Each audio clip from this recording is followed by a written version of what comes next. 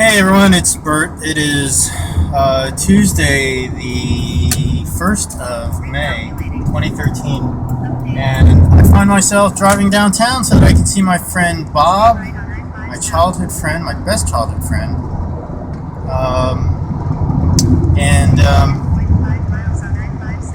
Last time he was in town, I was kind of a mess and just didn't give him that much time, and I regretted it. And I have apologized to him, and he has accepted. But today I get to experience really being able to be present and spend time with him. One of the gifts of this work that I've done. My little joke to myself about me doing work on myself. Anyway. Lots of different things to talk about, including a video response to Tanya on Truth Telling Tuesday. This is Wednesday though. And that has to do with this ongoing conversation about money and community building. And it's been coming up more and more for different people, and so I'm just going to give my perspective on it. I left my day job in February, so all of February, March, April, now the beginning of May. I've been doing as little tech work as possible. Thankfully, I've been working with a lovely friend, sister, Mary Lee, who's been giving me support in that way. And the bulk of my time, besides trying to get through the mental shift of doing completely different work than what I've been used to for 30 years, is to support Tanya. That's a big part of it, and especially lately it ramped up this past weekend with honoring the Divine Union, honoring the Masculine Feminine workshop on Saturday, and then traveling up to Los Angeles to see the honoring the Masculine Circle in that city. And I'm not getting paid. I get to ask myself, given this opportunity, being asked to help, what's more important to me? There's my familiar way of thinking is, I should take care of myself and get a job and make sure that I have enough sustenance and I'm well taken care of before I start giving into charity or non-paying service work. And that isn't always fitting for me nowadays. When I give in this way towards the Tribal Truth events, and I see the results from people that I know making transformation or growth or finding clarity for themselves, I'm ecstatic. It's everything that I want to do as a life coach. And I'm given this opportunity by the graciousness of Tanya asking me to be a part of it. And I happily do it. I don't know how long I can sustain it, frankly. I check myself, am I copying a resentment or not? And so far, I'm not.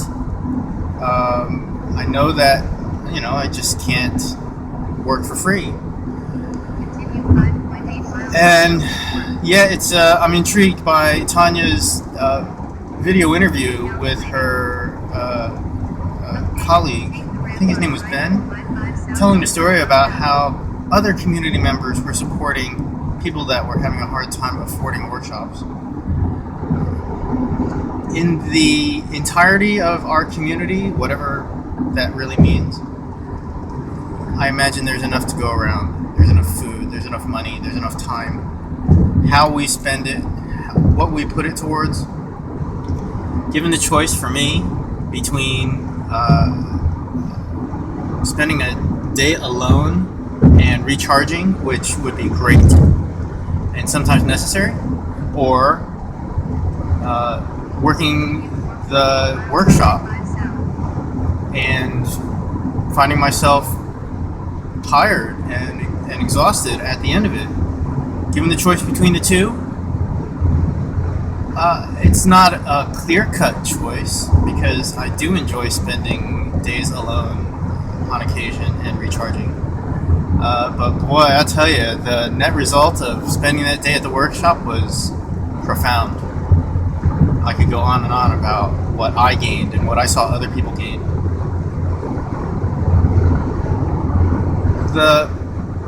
I've been supporting a team of men up in the Bay Area, preparing to hold the Honoring the Feminine Circle tomorrow night, Thursday night. And